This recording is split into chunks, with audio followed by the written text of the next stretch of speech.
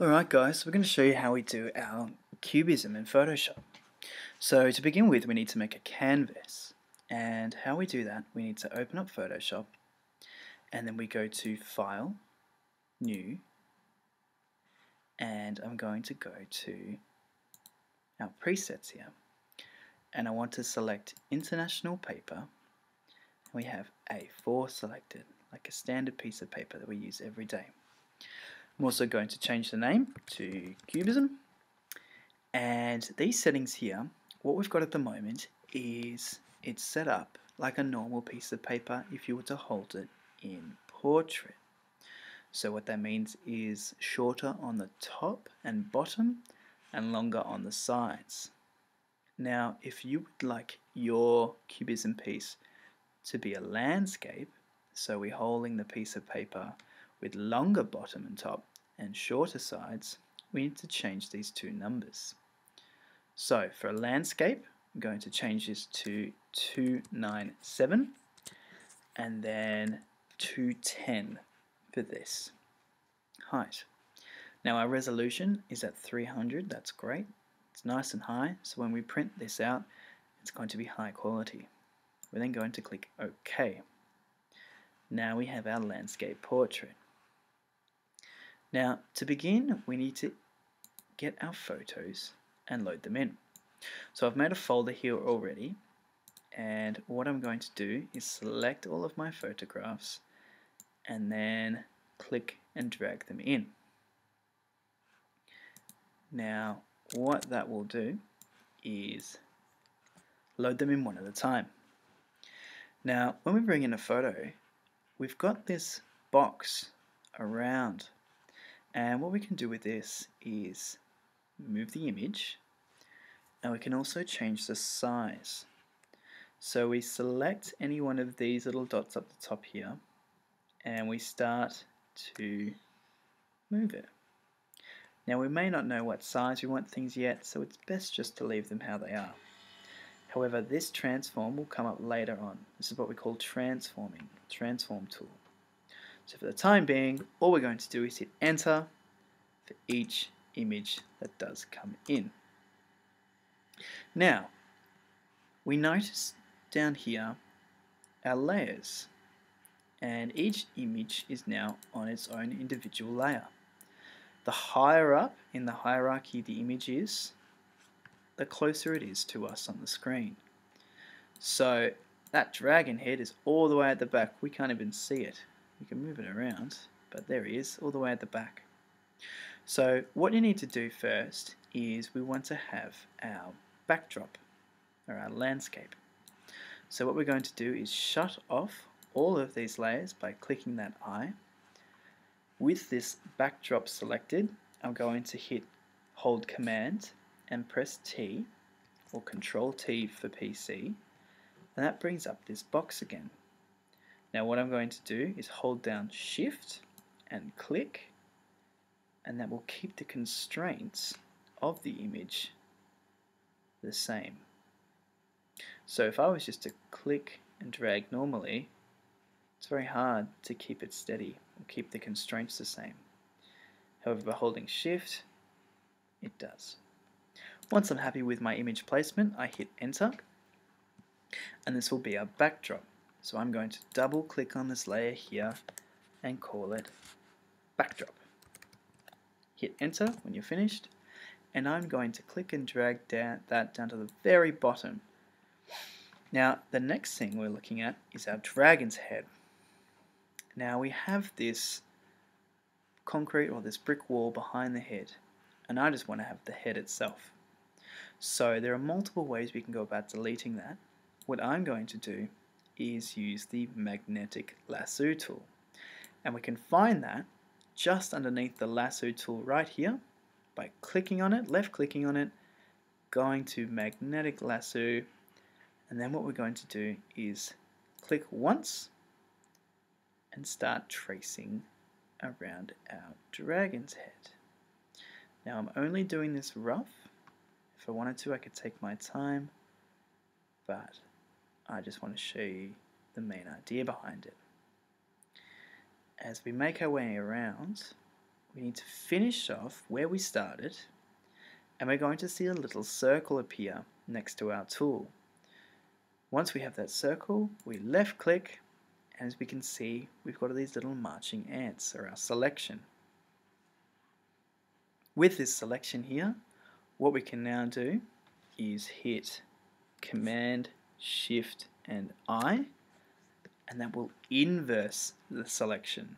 And what that means is, instead of having the dragon head selected, we've now got everything else but the dragon head selected. So then what I'm going to do is hit delete, and then this pops up, which is stopping us from deleting it. That's alright, very easy to fix. So if you get could not complete your request because the smart object is not directly editable, very easy to fix. We'll notice that all of these are actually smart objects, and what that means is we've got this little object, this little page on each of our image thumbnails. Now we need to get rid of that. So in order to do that, we're going to go to Layer, Rasterize, and then we're going to go to All Layers. And what that's done has made them all not smart objects. So now we're going to try and hit delete again, and there we go. We've just selected our dragon head. However, there are a few rough spots here and there, bits that I've missed. That's alright, we can fix those. So we still have our layer selected here, our image selected. If I start and try to change things, nothing's happening. We need to deselect our selection. And we do that by hitting Command D. No more selection. Now what I went and did was selected the eraser, which is just over here.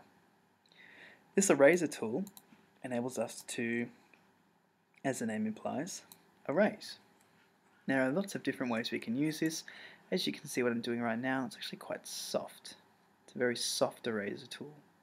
I'm after a more hard eraser tool. If I ever do something and I'm not happy with it, we can go and undo our steps by hitting Command Z. Now if you've done multiple steps that you'd like to delete, hitting Command Z each time is only going to make it go back and forward. To do a multiple delete, we need to hold down Option, Command and Z, and that will enable us to go back many steps. So again, I'm going to right click and put up the hardness of my eraser, and I might bring down the size a bit as well. As you can see, when I bring up the size, it makes it quite large, and the further down I go, the smaller my eraser. Now the hardness means that it's going to be a very hard selection. As you can see right now, when I'm erasing with the hardness set at 100%, it's a very hard eraser tool. It's a very straight line. However, when I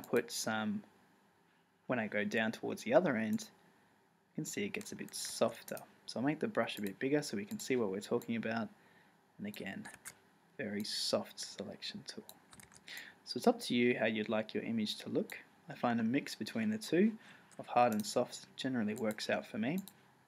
So I'm just making the tool a bit smaller. Now I've got a very small selection down there, so I'm going to go to the magnifying glass and then zoom in. I do that by just clicking where I want to go. Going back to my eraser tool and just getting in that ear. Okay, so I'm going to pan around, have a look if there's any bits I've missed. I can use the scrolly wheel, I can use these sliders on the side here as well. It's looking pretty good, I'm happy with that. So now I'm going to go back to our magnifying glass and I want to zoom out. And I can do that by holding down Alt or Option and then clicking. And we can see the magnifying glass goes from a positive to a negative whenever I do that. You've also got the option up the top here as well. Now this head's a bit too big at the moment, so with that layer still selected, Command T, and then we're just going to resize it. And if I want to, I can actually rotate it too. So we can see we've got the arrows pointing at sort of 11 o'clock and 5 o'clock. And if I move it out to the corner here, I've got the arrows pointing at 3 o'clock and 6 o'clock. And what that means when I click and drag is I can actually change the rotation. So I'm going to move him here. Now I think at the moment he's facing the wrong way. So to change that, I can get my two arrows, which are facing now at 9 and 3 o'clock, click and drag, and then change him the other way. Now he's gone the wrong way, he's upside down, so let's try and go this way instead.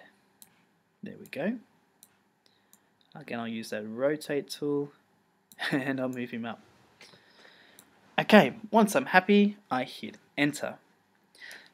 Now that's our first image, and it's very important to keep these separate from our backgrounds because we'll be printing these out separately and mounting them separately as well. So don't combine the backdrop with our dragon's head. Now I'm going to name it as well, again by double clicking on that number there, calling it dragon's head, hitting enter, and now we won't get confused.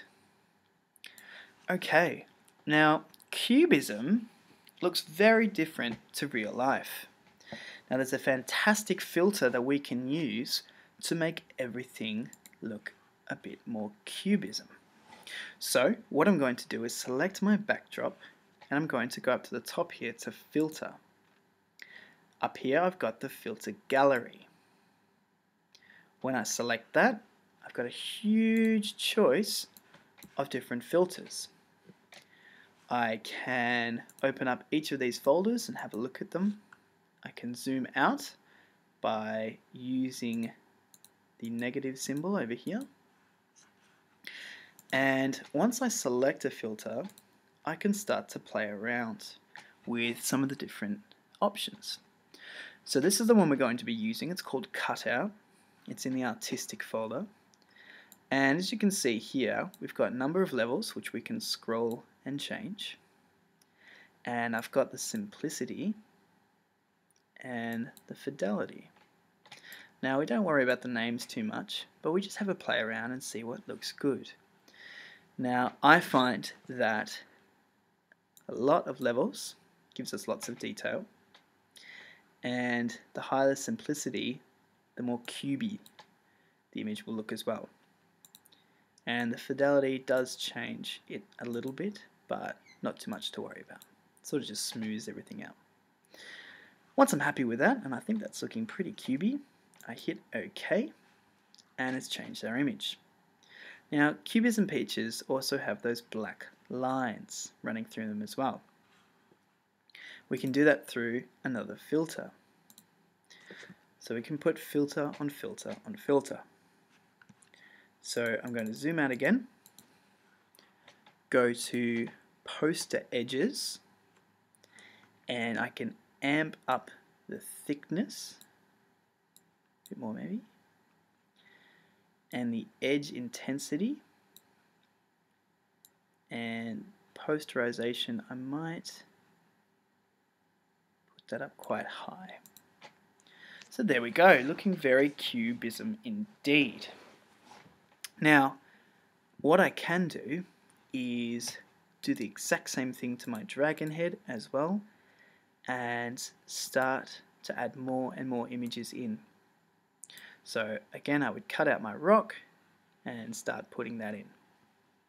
Well, thank you very much for listening there, guys. I hope this has been helpful for your cubism portrait. Now, the last couple of things I will say is, again, very important to keep all your layers separate so we can print them out individually, and have fun with it, guys, as well. Okay, see you next time.